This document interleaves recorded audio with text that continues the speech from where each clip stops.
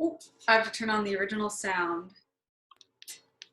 Hey everyone, in this video we're going to play a concert F major scale, and then we're going to play Ode to Joy in the key of F major. The concert F major scale sounds like this.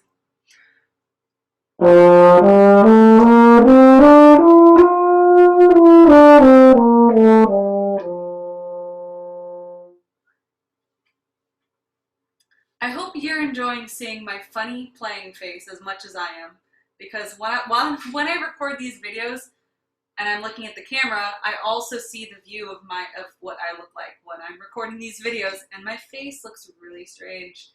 All right, I'm gonna play that for you one more time. This time in steady quarter notes. 1, 2,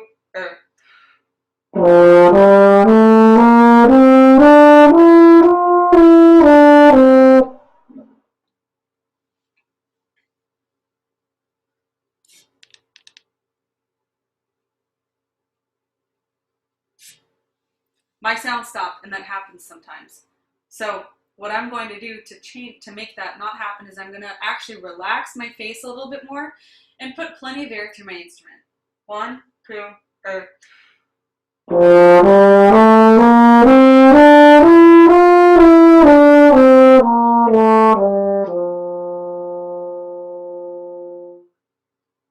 So if you ever have that problem where your sound stops, try doing what I just did. Relax your face a little bit and put lots of air through your instrument. All right. If you may have noticed that I played the same fingerings as your G major scale on the trumpet. That's because all of your bass clef scales are the same fingering as the trumpet scale that is a whole step up. And G is a whole step higher than F. So G and F, G on trumpet and F on euphonium bass clef have the same fingerings. Take a minute now to pause the video and play your G major fingerings on your euphonium. After you do that, I'm going to share my screen with you so that you can see the notes of the F major scale written in bass clef. All right. That was your moment to practice that scale using your trumpet fingerings. And now I'm going to share my screen so that you can see the notes I've written down for you. And here they are. Just to review, in bass clef, the line notes spell the phrase, "Good birds don't fly away." I'll say that again, and I'll stop when I get to this note. Good birds don't fly. The word that falls over this line is fly, which starts with the letter F, and that's how I got the name of that note, F. All right. As you can see, I've written the names of the notes above the notes, and I've written the fingerings very kindly for you under each note. Let's play this scale together now. After I play it, I'll pause to give you a moment to play it by yourself too. On the count of 4, 1, 2, 3.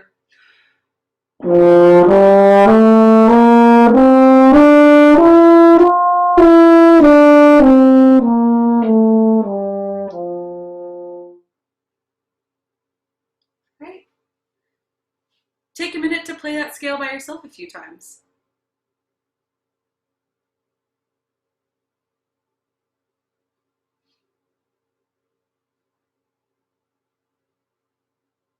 I forgot to tell you at the beginning of this video, but in this video, I'm going to give you a lot of opportunities, just like in all my videos.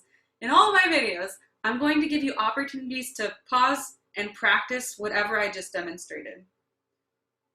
When you're done practicing, just hit play on the video again, and we'll move on to the next thing. All right.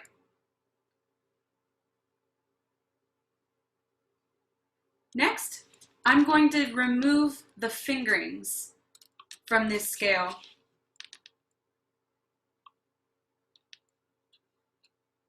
This way you can practice playing the scale having memorized the fingerings. All right.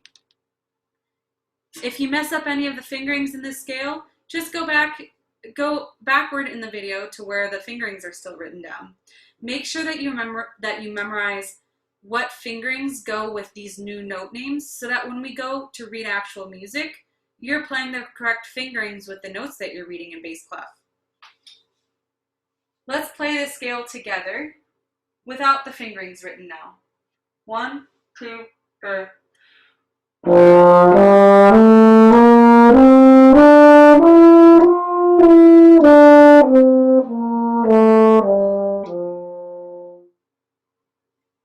Alright. Pause the video to practice playing the scale without any of the fingerings written. And when you're ready, press play again and I'll meet you on the next exercise.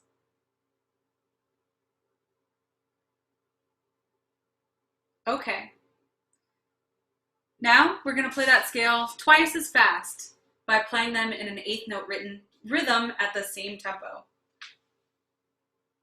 So we're going to play eighth notes. 1, 2, 3.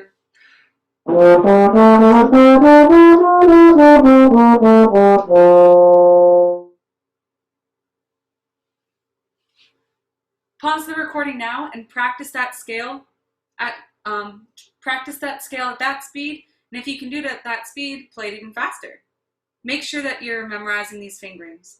I'm going to delete the fingerings from this eighth note from the scale that I've written in this eighth note rhythm so that you can test how well you have the fingerings memorized. If you mess up any of the fingerings, just go back to where the fingerings are written down and take special care to remember that one particular one or the two particular ones that you're forgetting. All right. 1. Now let's play this together again. 1, 2, 3.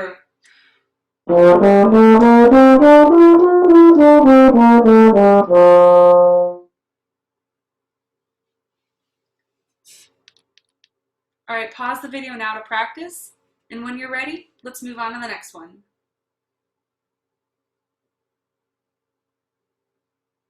Okay, there is a lot of stuff written on this page right now. That's because I wanted to write all of the letter names for you above the notes and all the fingerings for you below the notes.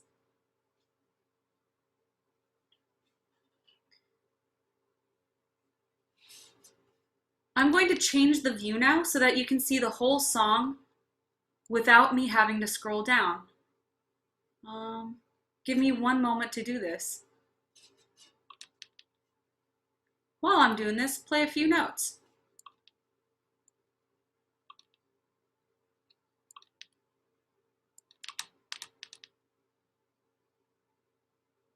A little bit bigger. Oops. I'm gonna do this. This is taking longer than I thought, so so practice a few things while you're waiting for me.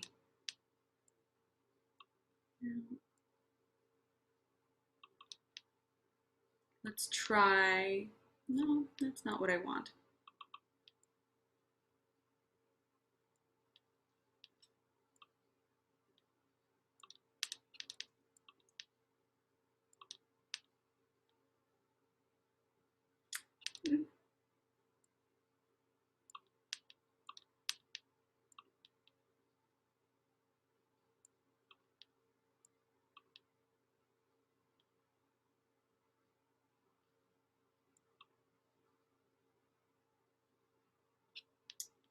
I know I can get it.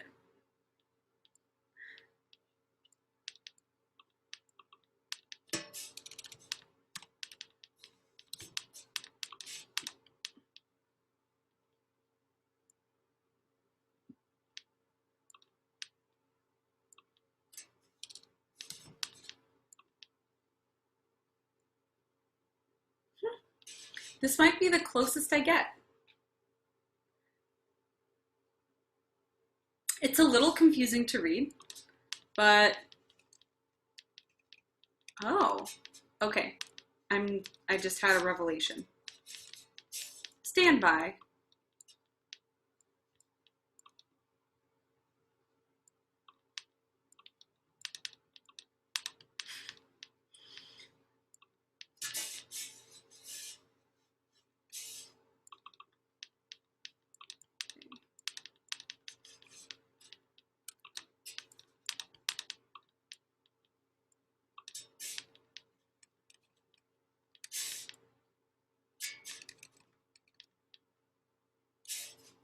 I did it. I did what I wanted to do. Okay. I changed the layout so that the fingerings are closer to the notes that they go with. Okay.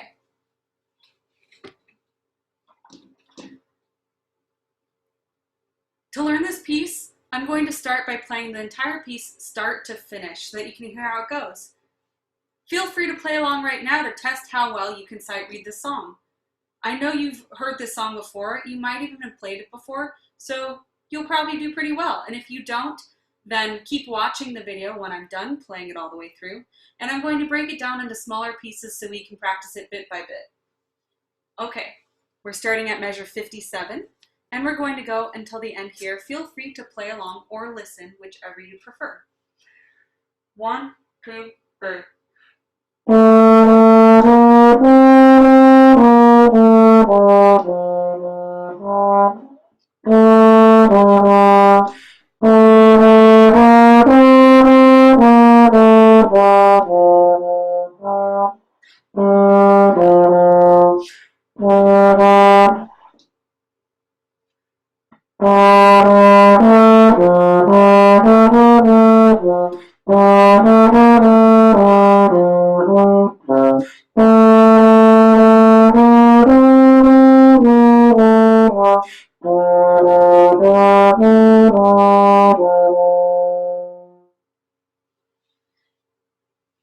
I'm going to play that again for you. As you heard, I have made a couple of mistakes, and the reason I made those mistakes was because I forgot to tune this instrument.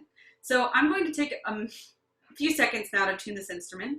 While I do that, go over any part of the song that you messed up with, memorize some fingerings and some note names if there are still some that you need to memorize, and I'm going to tune this instrument and then I'll be right back to play with you again.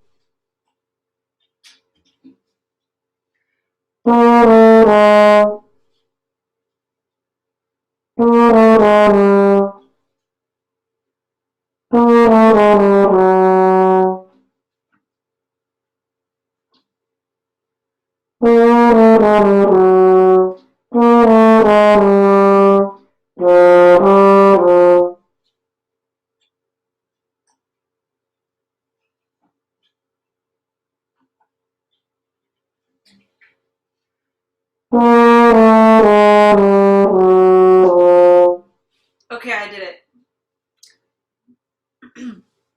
If you're wondering how to tune your instrument, check out the video that I'm going to make on how to tune a euphonium. All right, now that I'm in tune, I'm ready to play with you again. Here's the piece Ode to Joy from measure 57 to the end. 1, 2, 3.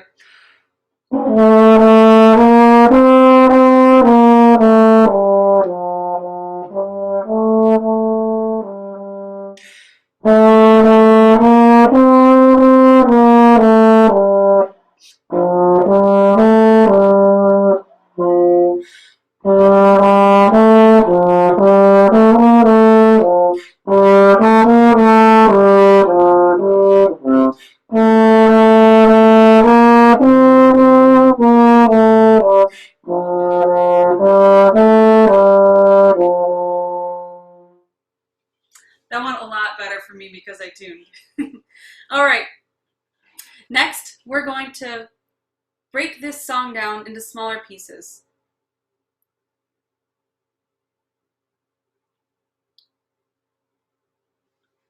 Before I do that, let me pause just for a second. I want to think about how we're going to do this for a moment.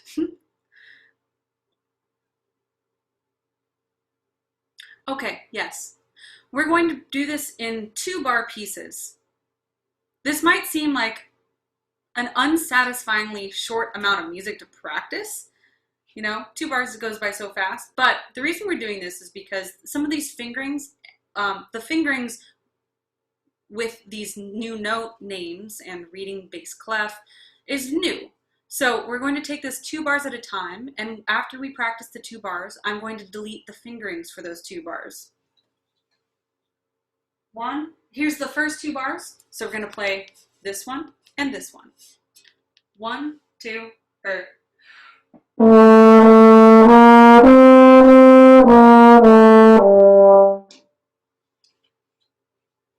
Practice those now on your own.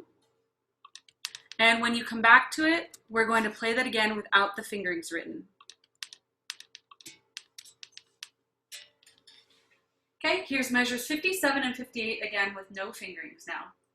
No fingerings written. 1, 2, 3. All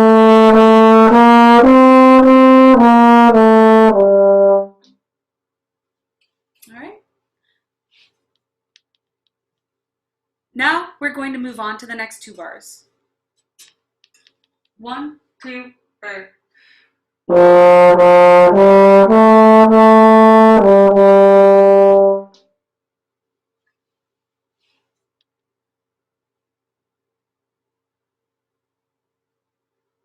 Now I'm going to delete these fingerings.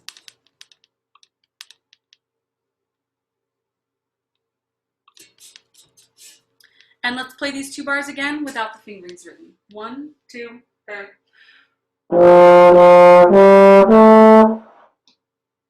I'm going to give myself another run through.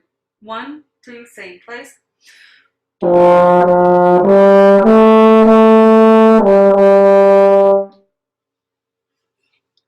Now we're going to play the next 2 bars. 1, 2, 3.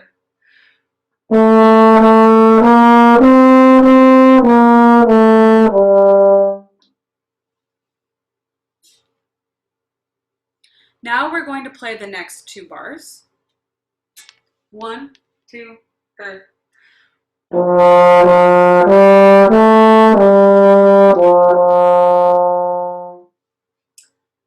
Now we're going to play these 4 bars. 1, 2, 3.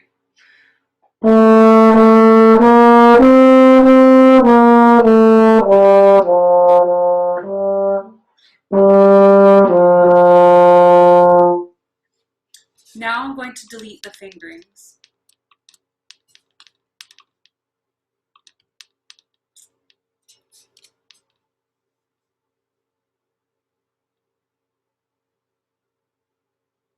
Let's play these 4 bars one more time, without the fingerings now. 1, 2, 3.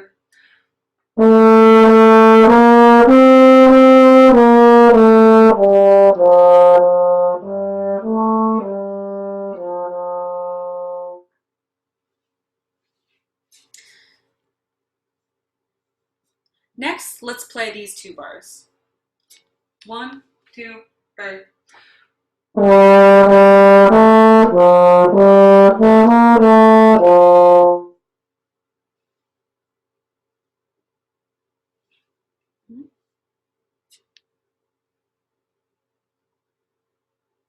Now let's play the next 2 bars. 1, 2, 3.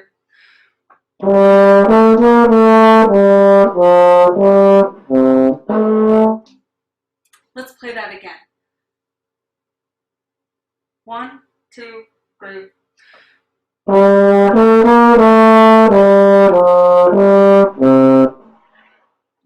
Let's do that a 3rd time because I got air and no sound on that last note. So,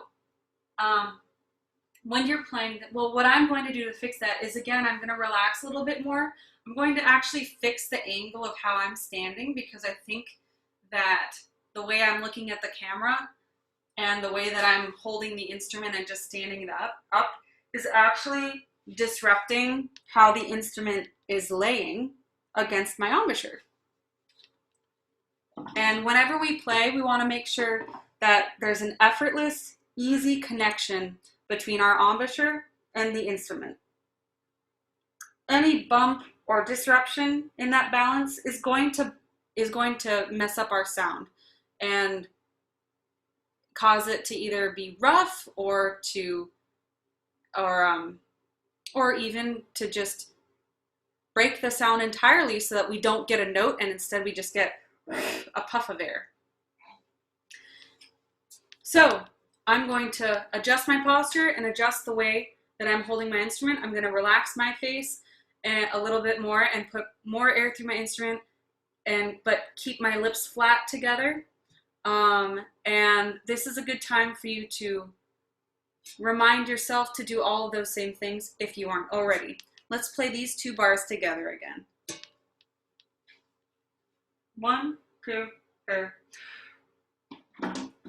Second valve. 1, 2, 3.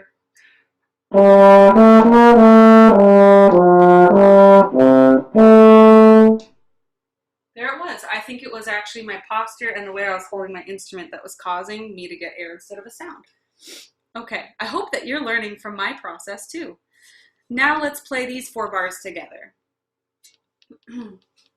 1, 2, 3.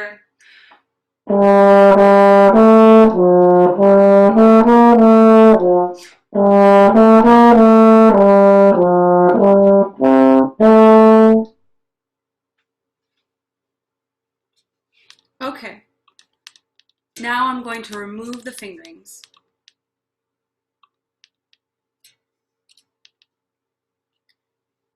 Even if you already memorized the fingerings, this is excellent practice. Repetition is very important no matter what it is we're trying to get good at.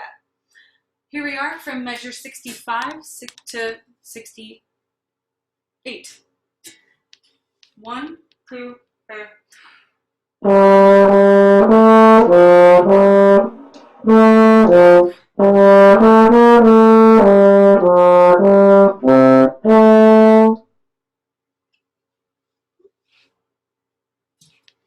All right, now let's play the next 2 bars. Notice that this bar begins with a note that's carrying over from the beat before it. Yes, as you've learned from other teachers, this is called a slur tie. A slur tie connects 2 notes of the same pitch, and it combines the lengths of those notes into one longer note. So instead of playing 2 separate notes here, you're going to play one A that lasts 2 beats long. The reason we have the slur tie is because this is a note that's 2 beats long, but that carries over a bar line. We need to have that slur tie in order to know that we're playing a long note that carries over a bar line. Otherwise, if we didn't have it, it would sound like 2 separate notes. And I'll play you the computer recording so you can hear the difference.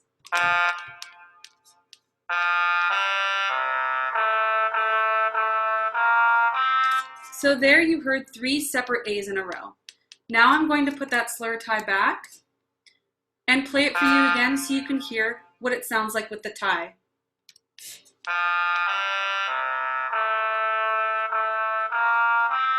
This time you heard 2 A's in a row. This A and this A. And this A was part of this one. All right, with that long explanation, you've gotten a good chop break. And now we're going to play these 2 bars. And we're going to leave out this note. So we're going to rest on beat 1 here, and we're going to play 2, 3, 4, and keep going until here. 1, 2, 3, 4.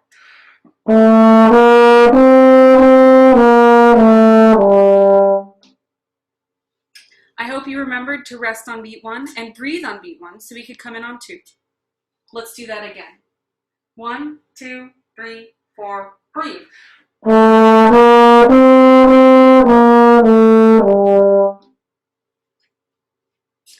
Now let's play the last 2 bars. 1, 2, 3, 4.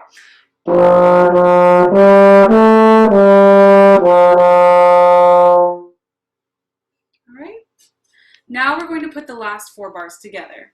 We're going to not play this note. We're going to come in on beat 2. 1, 2, 3, 4, rest.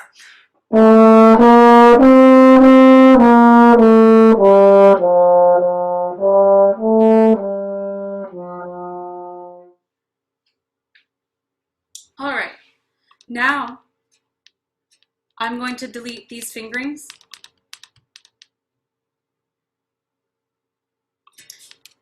And we're going to play these 8 bars together. Starting here, ending at the end. 1, 2, 3.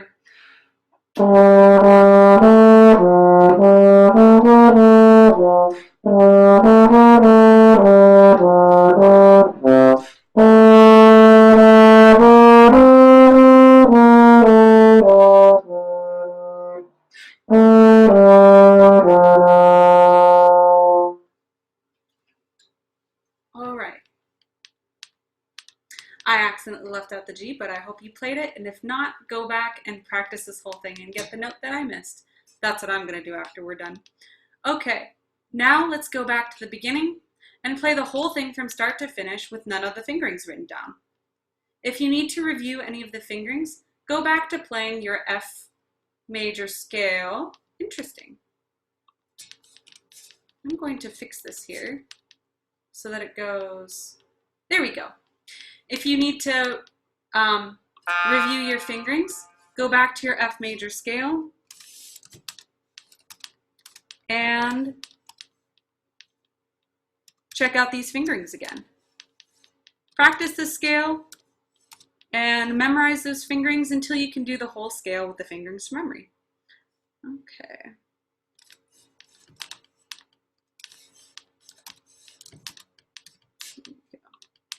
Okay, back to Ode to Joy. Here we are from start to finish.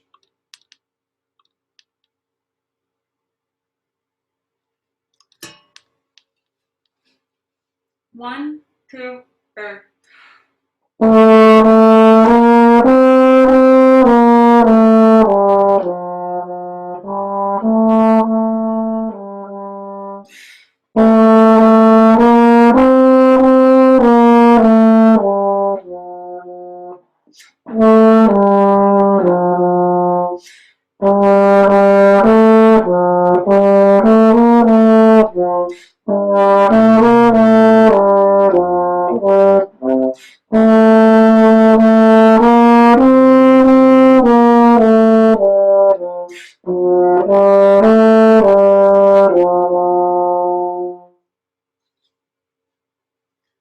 All right. That's it for our video on practicing F major, the F major scale, and Ode to Joy in F major. When we're done with this video, go back and practice it again. Use this video every day until you've really mastered that F major scale and this song. All right. I hope you've had fun playing with me today. I'm going to make another couple of videos, I think later today, and we'll be posting those. I'll be making a lot of videos. And as I do them, I hope you see me grow, and I hope you guys see yourselves grow, even if I can't be there to see it too. So with that, I'll sign off on this video, and I'll see you on the next one. Bye.